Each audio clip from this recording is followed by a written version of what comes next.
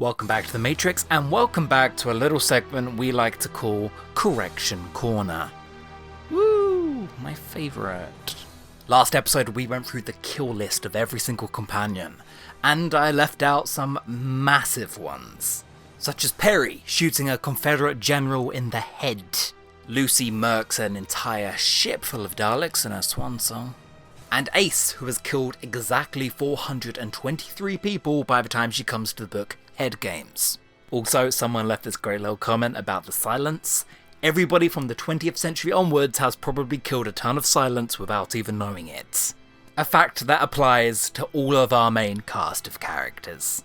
What a mad, deranged little series.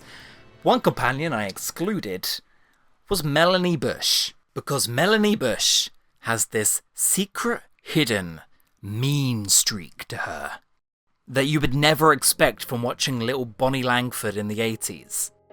When Mel was a young girl, she pushed her younger sister down the stairs, accidentally killing a 3-year-old. Another account tells us that she was always an only child, but any way you look at it, she is now. She's a little bit of a walking anomaly herself, as we don't know when she actually met the Doctor. Lots of stories have tried, don't get me wrong. The Wrong Doctors tells a complicated paradoxical affair, trying to iron out exactly in what order the Doctor did meet Melanie Bush, because we never saw it on screen. Tell you where we did see it though, in the books. This is a canon gap that has already been plastered over. In Business Unusual, Mel helps the Doctor and the Brigadier beat the Autons in 1989 Brighton. But also, according to the books and Big Finish, Mel actually met the Doctor in 1986, 3 years before that adventure even happened. Amnesia? Sure. We also find out, thanks to the Unbound series, that if Melanie Bush hadn't met the Doctor, she would have died in 2012 of a brain tumour caused by radiation poisoning from her mobile phone. Fucking hell, just give one Classic Who companion an easy ride. I'm pretty sure Expanded Media has killed nearly all of them in grisly ways at this point. But before you feel too bad, let's not go pretending Mel was an innocent. Stay away from me, what? In We Are the Daleks, she wipes out an entire Dalek fleet solo, commanding a fleet via video game software. You're either on my side, or you're not. Any questions? In He Jests at Scars, we see Melanie Bush in an alternate timeline kill the final Tharil, murdering the last of its species. A genocide. That's the word for that, actually. And if I don't like what he has to say to me, I'm here to execute him. And then... turns out that Mel's genius was on such a level, she was comparable to Davros. In the Juggernaut, not only does she defeat Davros single-handedly by ordering the Juggernauts to kill him, savage, it's also been proven that Melanie Bush was capable of creating the Daleks, and played a hand in creating their superiors. Now, this is nuts, not only because she's a normal, young Earth woman from the 1980s, but mostly because a later story shows that she has no understanding of Dalek tech. With 2 degrees from 2 contradictory universities, Melanie Bush is more intelligent than both Adric and K9. So let's just say it's a good thing that the Doctor met Mel Bush when he did, because with that intelligence, that brutality, that tragic backstory, she could have easily been the next Davros. 3 prototype killing machines, the Juggernauts, named Sooty, Sweep, and Sue. I am scared of Melanie Bush. It's a good thing she isn't a girl boss CEO in the far future with massive pools of resources at her disposal. From toppling Thatcher-era capitalism to this. Fait numero 2. Maths is OP. In Doctor Who, maths is a magical art form. Well, it's a science, but also it can erase half the universe if certain calculations aren't done on time. In terms of scale, in terms of feats, Logopolis is the most important story in the classic series. Via block transfer computation, mathematicians in the universe can create any object or space-time event as long as you provide the mathematical code. you can even create sentient life. In fact, this isn't just some high up there god power. Adric could do it. Yeah, Castrovalva wasn't just the master. Adric has that ability within him. At any point in the classic series, Adric could have just conjured up an entire civilization of people, real living thinking people. And I don't know what to do with that information. I'm becoming very scared of both maths more than I already am, and of the lamest Doctor Who companions. Could K9 create a solar system? I don't know, man, but the Doctor can also do it. Because in Girl Deconstructed, the Ninth Doctor, how do I put this, 3D prints a missing girl, generating a new body for her solely through the power of sheer maths. I wish I could provide more context for this. I really wish I could. But that's not all. It's not all algorithm-based apocalypses and AI generating some gardens. Basic maths can also be used to create time travel. I mean, the TARDIS itself is held together by mathematics, keeping the fragile dimensions exactly where they should be. Learn to code, as the ancient Gallifreyans said. To travel in time, you would need 12 mathematicians at the prime of their game, summon away. But then, oddly, one time a young boy did it, in a science fair. There's a short trip with the second Doctor, its name eludes me at the minute, but in helping his science fair project, 2 accidentally gives this young boy time travel. He figures the rest out. The young boy, though, did 80% of the work. So not only is time travel actually staggeringly easy from a certain point of view, but also, to reiterate, maths is OP. Does your fictional world need a magic system? How's this for power scaling? He's just done it. He's found the error. The Doctor must reprogram block 4 of the dimensioning routine. Those numbers are the ones that have to be changed. Carry the 0. Whoops. So here's your badge for mathematical excellence. Doctor Who is a series actually filled with maths teachers. Everyone from Danny Pink to the Brigadier, Zoe Herriot, to the Master. Yeah, according to these, before going rogue, the Master was a teacher of mathematics and computer science at the Prydonian Gallifrey Academy. The Master is an evil maths teacher. So much is starting to make sense. And finally, fact number 3. Ivy, Lupari, friend or foe? I think friend, because dogs are man's best friend. I like it. I like it. But also they specifically are bonded to help them. Yeah, this species bond that hasn't come up again. And has never come up before. No, never before. Hello again, Joe Brennan. Hello, Davis. Alright, man, I'm in the doghouse, so let's get to the bottom of this. Dog puns. Christmas Day 2006? The Sycorax are attacking humanity. Where are the dogmen? They were on their way. They were flying towards Earth. The Doctor was not paying enough attention because he just regenerated. Harriet Jones shoots them down. No! It's not snow, it's dog ash. The Dalek invasion of Earth. Humanity pushed out to the brink, almost extinct. If every human on Earth has their own dog guardian, what's Carvanista's excuse there? So in Dalek Invasion of Earth, the story, there's a pretty epic van chase.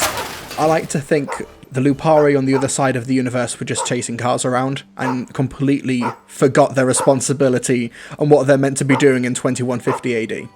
Well, maybe I was thinking about this. You can probably excuse them not showing up in Journey's End because wasn't the Earth moved? There's just a bunch of confused dogs and spaceships up there. Didn't know the coordinates or the GPS, and that's why the Lupari weren't there. There's not many excuses the other times. You say that, but if every single Lupari is linked to one individual, and Carvanista's looking out for Dan and Dan alone, they should have been up there on Waters of Mars, right? Christmas Day 2009, the Master has literally turned every human on Earth into a Time Lord. The Lupari refused to give a statement at this time. What do you reckon's going on there? What would the benefit be of then escorting every Time Lord Master off Earth, where they just have to watch it play out, Fair. Okay, so send Carvanista down to destroy that machine, the one thing you have to do to save the day in the end of time, and we're golden. I'm starting to think maybe the Lupari didn't exist back then. I'm getting that impression, Joe. No. This has all been planned out in advance. 1963. Lupari is in Sidney Newman's original brief. He's like, God, Ian and Barbara's Lupari must have been freaked out. I don't have time travel, you idiot. Oh, humans are so annoying. I wonder what we do as a species to get like an ancient society like the Lupari on our side. They just saw all of our dog pictures on social media from like broadcast throughout space, and they were like, okay, these guys are our buddies. They either found the pictures we put into space, or they found one of the many dogs we've put into space. They found the dog we shot into space, and the dog was like, well, have I got something to tell you guys? You joke, but that actually is canonically consistent. I feel like it is. I feel like you've brought up that dog in a broke canon before. I have. In the 13th Doctor book, The Good Doctor, there's an entire colony world of dog people who are apparently descended from Lycan. Oh my god, of course there is. I'm not going to say they're the Lupari, but I'm kind of saying they're Lupari. Sidney Newman, he said, good-looking guy, good-looking girl, granddaughter, the kid getting into all sorts of mischief, old guy, doctor, race of alien dog people ready to swoop in at any time, but they don't. I'm with you. I really want to believe it, Joe. Joe, I want to believe it. What else is holding you back? I can't get my head around the other copious invasions of the planet Earth. Master and Toclafane? Nope. Spyfall? Nope. Reality Bomb? No. I like to think sometimes maybe they're doing like stuff behind the scenes. Or, hey, maybe when there's Daleks involved, they're just like, oh, fuck that. Well, because the Lupari, or at least Carvanista, seems to know about the Doctor, it could be a case of, the Doctor will fix it. But then they see the flux, like, coming along across the horizon of the universe, and they're like, oh, fine, I'll get off the sofa, God's sake, I'll do the dishes. So they try and get their stuff in order. But it's a case of, I will protect the planet, but we won't do anything about it, more or less. It's like a half responsibility. The Lupari are notoriously lazy creatures. I mean, I can't imagine, like, every single time, like, there's a danger on Earth. Like, if I'm about to get hit by a car, I don't expect just my doggy to come and take the hit for man. me. It'd be very convenient, though. Actually, that'd be an insane day. That would be an insane visual. Poor dog, man. That's what happened to my Lupari. It got run over by a car. I remember this happening in the episode, but Dan was able to kind of contain Azur, I believe, with Carvanista's gun. Which implies Carvanista is, like, really strong, which is hilarious to me.